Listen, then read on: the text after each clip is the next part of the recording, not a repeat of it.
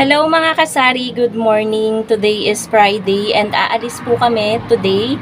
So pupunta po kami ng Pure Gold Silang at eto po yung mga papamilihin po namin lahat. Ayan, medyo madami po kaming papamilihin at maaga pa po mga kasari at hindi pa kami nagbe-breakfast. Ang una ko lang pinakain is si Basha kasi gutumin yun yung alaga namin sa loob. Tapos yung dalawang tuta, pinakain ko na rin. Ang hindi ko pa pinapakain is itong nasa labas, yung mother nung mga tuta, si Pritzy. 4 po mga kasari ang aso namin. So kaming dalawa ni partner, hindi pa po kami nagbe-breakfast. Uunahin muna namin mamili. Kasi ngayon po ay may sabong po ngayon mga kasari. Sayang naman kung hindi kami makakapagbukas agad-agad at mamaya pa kami aalis. So mas madaming Gcash kapag medyo tanghali na. So ngayon maaga-aga pa, alas 8 pa lang mga kasari. So aalis na kami, nagbibihis lang si partner. So hindi na rin ako mga kasari naligo kasi maaga pa. So tayo ay nagbihis lang. Yan, medyo madami tayong papamilihin. Mahalaga kasi na to guys, yung mga papamilihin natin kasi medyo madami na ring ubos na mga fast moving kaya kailangan na talagang mamili. Today is Friday, tomorrow Saturday morning mag-aano naman kami, magje-Genstar sa palengke sa Manggahan.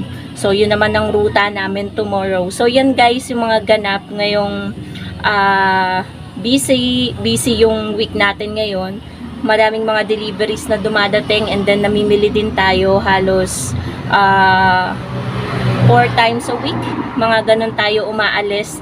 Madalas na kasi nga mabilis maubos yung paninda natin. Mabenta po kasi ngayon. So update ko na lang kayo mga kasari kapag nandun na kami sa Pure Gold Silang. Pero hindi ko mapapromise mga kasari na makakapag-vlog ako doon ng bonggang-bongga kasi mas uunahin nating i-pick or damputin yung mga papamilihin natin kaysa mag-vlog. And alam nyo naman na bawal mag-vlog sa Pure Gold. Yung mga clip natin na konti is nakaw clip lang yon. So, yun guys, update ko na lang kayo later. So, dumaan muna kami dito mga kasari sa Premier Plaza Silang para mag-withdraw. And then, bago kami pumunta sa Pure Gold. Kailangan kasi namin ng medyo malaki ngayong cash on hand kasi may sabong po ngayong araw ng Friday.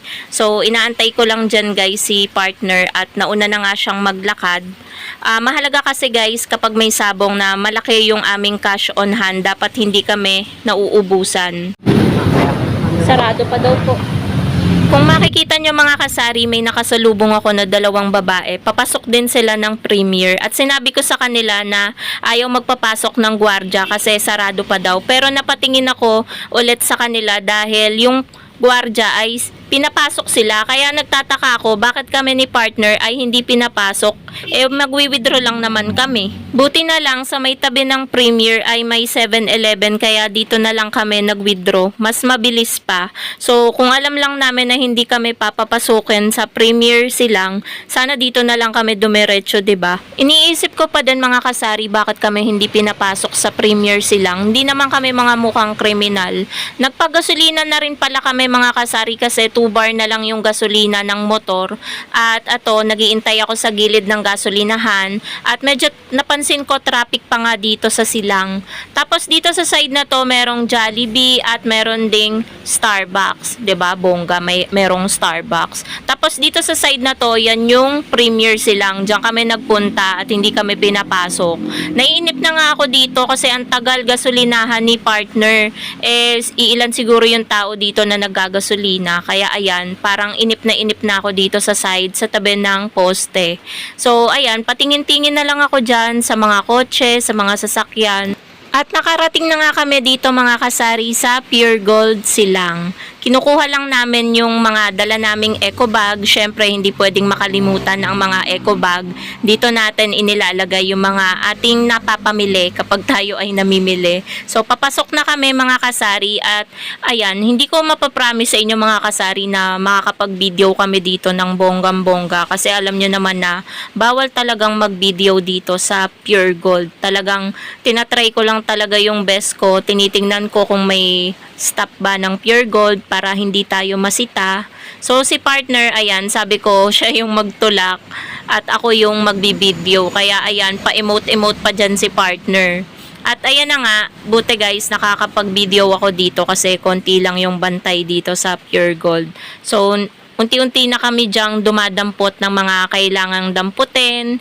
Ayan. So, dito dapat dadampot ako ng ketchup na 100 grams. Nakakuha na pala si partner, kaya hindi na ako dumampot pa. Yung nakabundle ang kanyang kinuha. So, eto na lahat guys, yung mga nadampot namin. Ang bilis ng transition, 'di ba? Naisipan ko lang videohan to kasi natutuwa ako guys sa section ng mga kape dahil ang daming mga pa-pre at pa-promo nila dito, lalong-lalo na sa mga Nescafe. So ayan, no. Tapos kumuha na rin ako dito ng 20 grams, ayan, 2 peraso. At kukuha din ako dito ng Great Taste kasi mas mura ng konti ang Great Taste at meron ding mga ibang customer na naghahanap niyan. Syempre, mas gusto nila din yung mas mura ng konti. Kaya kailangan din nating kumuha para may another choices yung ating mga tomer. So yung sa Great Taste dyan, kumuha ko ng granules and kumuha din ako ng premium. Bago pala kami umuwi mga kasari, ay dumaan muna kami dito sa McDo para mag-agahan dahil grabe na talaga ang gutom namin ni partner. A few moments later. Hello po sa inyo mga kasari, kami po ay nakauwi na at ito po lahat ang aming mga napamili. Bali, ano po yan mga kasari, 3 eco bag. Ayan, apaw na yung tubig ko dito. Magwalis kasi ako guys ng ano. Yan. So, i-haul ko sa inyo guys yung mga napamili namin sa Pure Gold silang. So, 3 malalaking eco bag yan. So, meron tayo ditong nakuhang promo. Kapag bumili ka ng Max Yellow tsaka Max Red, may free siya na isang Silver Swan na suka, 200 ml. Bumili tayo ng Oreo, ng Sky Flakes, ng cheesecake, and then ng brownies, lemon square. Beng Beng, ayan, isang box ng Beng Beng. Bear Brand Swak. Nasa 4,000 mahigit to guys. Hindi pa nga napuno yung isang cart. So, alam nyo na, ang isang cart, ang halaga no, nasa 5,000 kapag namili ka. Hindi pa nga napuno guys yung cart eh, hindi pa umapaw. Tapos meron tayong mga non-food items, may bulak, may mga napkin, downy. Ayan. Ha? 3, magbabrad kaya pa. 3. Ha? May sito ka na. Walang sito? 3. Wala. Tagad tukol ko, 5, wala. Nilagdag yata. Ere, ang 5. Saan? Eto din inalaglag. Saan? Eto, nakita ko na din eh. Thank you. Ano yan? So, meron lang mga bumili. May ano pa pala tayo dito. May mga gatas, may Coco Mama, oyster sauce na may free na isang Lucky Me Beef. Tuntuwa ko kanina guys sa Pure Gold dahil ang dami kong mga nakitang may mga free or may mga discounts. So, ayan yung mga non-food. Tapos, ito pa. Alam nyo ba, ang hirap ng walang 4 wheels. Kasi guys, dapat gusto ko pang mamili ng mga chichirya dahil wala na tayo halos mga chichirya dito kaso hindi ko magawa dahil nililimitahan namin gawa ng hindi nakakayanin guys ng motor. Tapos ay may mga condiments, toyo, suka, tomato paste, tapos ito mga bagong makukukot, kumuha din ako niyan, opap na ganito guys. Nasa 5 something yung puhunan nito, benta ko siya ng 7 para mabilis maubos.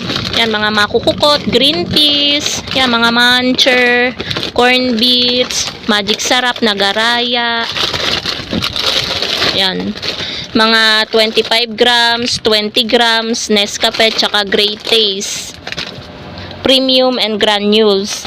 Yan, ito lang ang nakuha kong chichirya, Alibaba. Tapos ito, favorite ko to guys.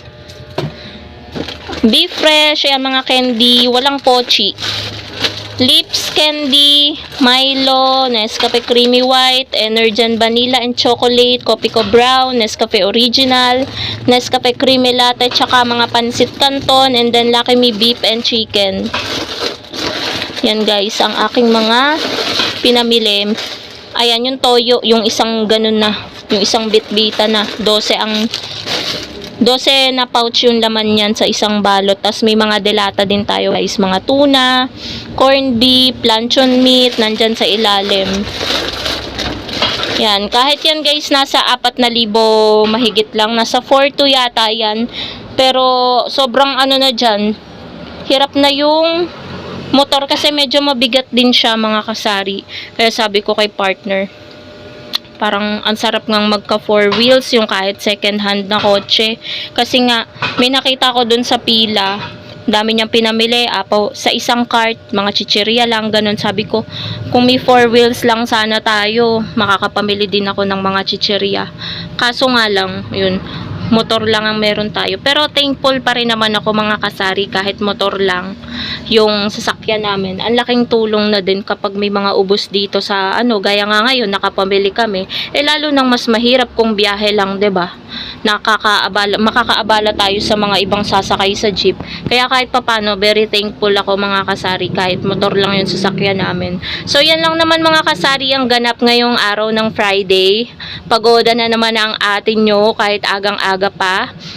Dali-dali akong pagkadating namin, nagbukas agad ako ng tindahan kasi alam na alam ko na daanan namin yung sabungan, may naglalakad papunta dito. Sa tingin ko ay mag-Gcash. Ayun nga, pagka-open ko, ayun, may nagpa-Gcash ng 2,500 cash out. So, may 50 pesos agad tayo. So, yun lang naman mga kasari ang ating vlog for today. Thank you so much for watching and happy selling po sa inyong lahat. Bye guys!